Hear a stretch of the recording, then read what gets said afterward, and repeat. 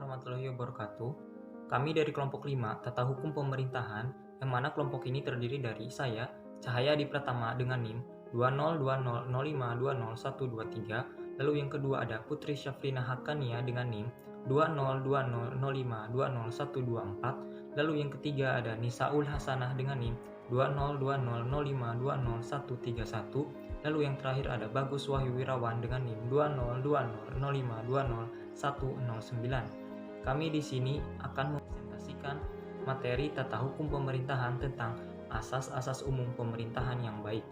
Asas-asas umum pemerintahan yang baik memiliki istilah yang berbeda-beda di setiap negaranya.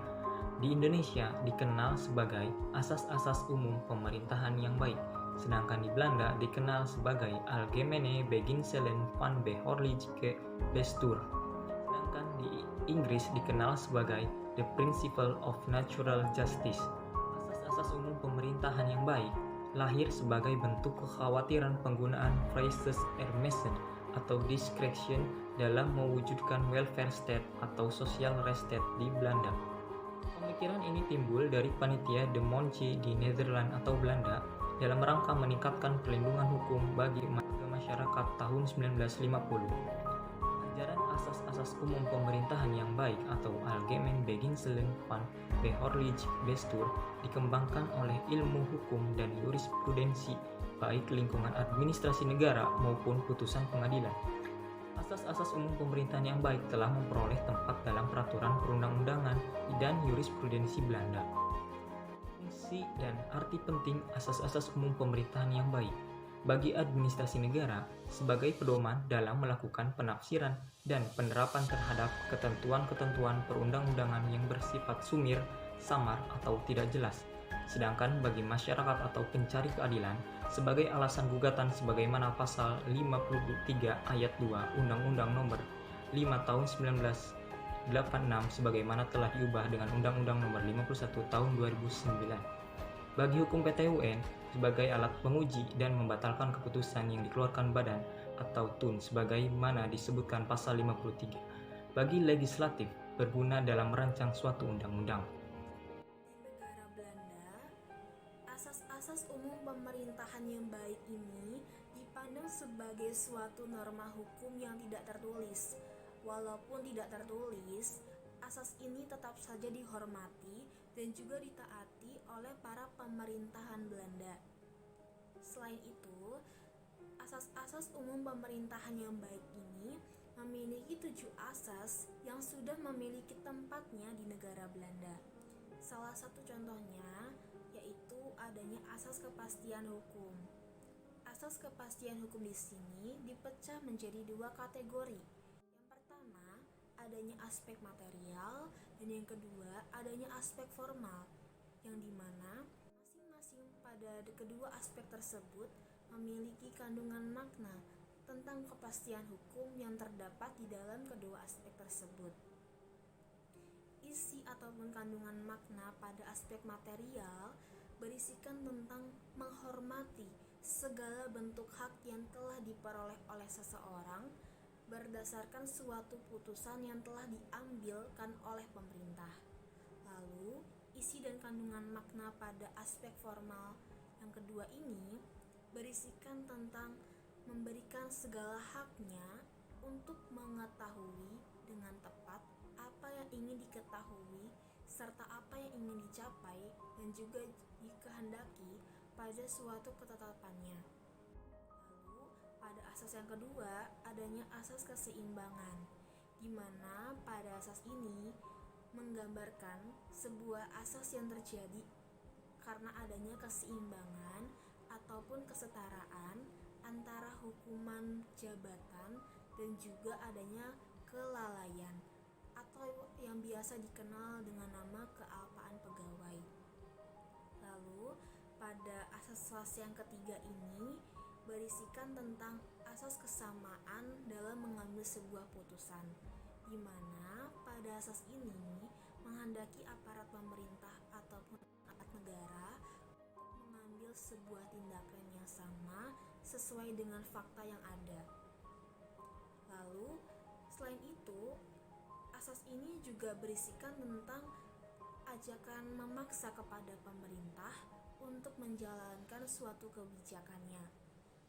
Lalu, aspek ini juga berisikan tentang aturan kebijaksanaan serta memberikan suatu arahan ataupun pandangannya pada pelaksanaan wewenang yang berlaku di setiap negara. Asas berikutnya yaitu asas bertindak cermat. Asas ini berarti bahwa suatu ketetapan harus diambil berdasarkan fakta yang ada dan dengan mementingkan kepentingan umum.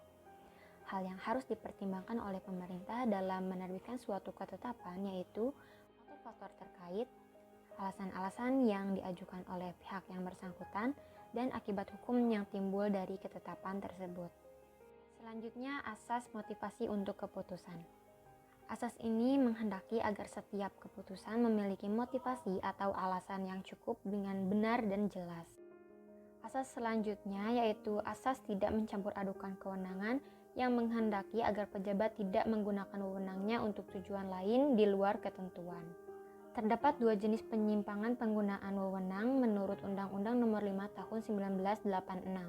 Yang pertama, penyalahgunaan wewenang atau détournement de pouvoir, seorang pejabat administrasi negara bertindak atau mengeluarkan keputusan yang telah menggunakan kekuasaan dan kewenangan jabatannya untuk tujuan yang lain di luar dari tujuan atas kekuasaan dan kewenangannya.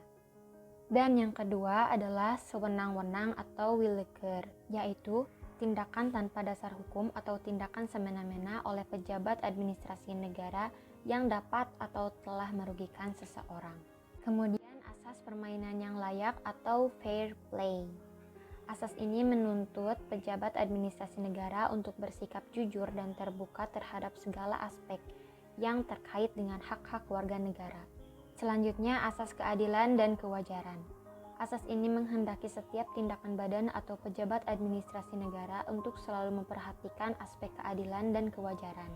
Asas keadilan menuntut tindakan secara proporsional, sesuai, seimbang, dan selaras untuk hak setiap orang.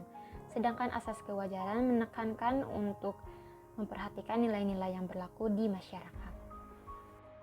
Asas kepercayaan dan menanggapi penghargaan yang wajar. Asas ini menghendaki agar setiap tindakan yang dilakukan pemerintah harus menimbulkan harapan bagi warga negara. Lalu ada asas perlindungan atas pandangan atau cara hidup pribadi. Asas ini menghendaki pemerintah melindungi hak atas kehidupan pribadi setiap pegawai negeri dan warga negaranya. Penerapan asas ini dikaitkan dengan sistem keyakinan, kesusilaan, dan norma-norma yang dijunjung tinggi oleh masyarakat. Lalu ada asas kebijaksanaan. Asas ini menghendaki pemerintah dalam melaksanakan tugasnya dan pekerjaannya diberi kebebasan dan keleluasaan untuk menerapkan kebijaksanaan tanpa harus terpaku pada peraturan perundang-undangan yang formal. Lalu ada penyelenggaraan kepentingan umum. Asas ini menghendaki agar pemerintah dalam melaksanakan tugasnya selalu mengutamakan kepentingan umum, yakni kepentingan orang banyak.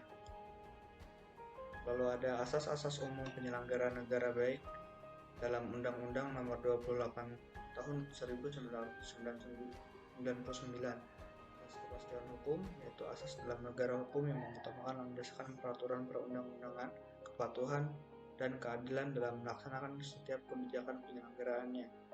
Asas tertib penyelenggaraan negara yaitu asas yang menjadi landasan keteraturan, keserasian, dan keseimbangan dalam pengendalian penyelenggaraan negara. Asas kepentingan umum yaitu asas yang mendahulukan kesejahteraan umum dengan cara aspiratif, akomodatif, dan selektif. Lalu ada asas keterbukaan yaitu membuka diri terhadap hak masyarakat untuk memperoleh informasi yang benar, jujur, dan tidak diskriminatif tentang penyelenggaraan negara. Lalu ada asas proporsionalitas yaitu asas yang mengutamakan keseimbangan antara hak dan kewajiban penyelenggaraan negara. Kemudian asas profesionalitas, yaitu asas yang mengutamakan keahlian yang berlandaskan kode etik dan ketentuan peraturan perundang-undangan yang berlaku. Lalu yang terakhir ada asas akuntabilitas, yaitu asas yang menentukan setiap kegiatan dan hasil akhir kegiatan penyelenggara negara yang harus dapat dipertanggungjawabkan kepada masyarakat atau kepada rakyat sebagai pemegang kedaulatan tertinggi di negara. Sekian yang dapat kami sampaikan. Atas perhatiannya kami ucapkan terima kasih.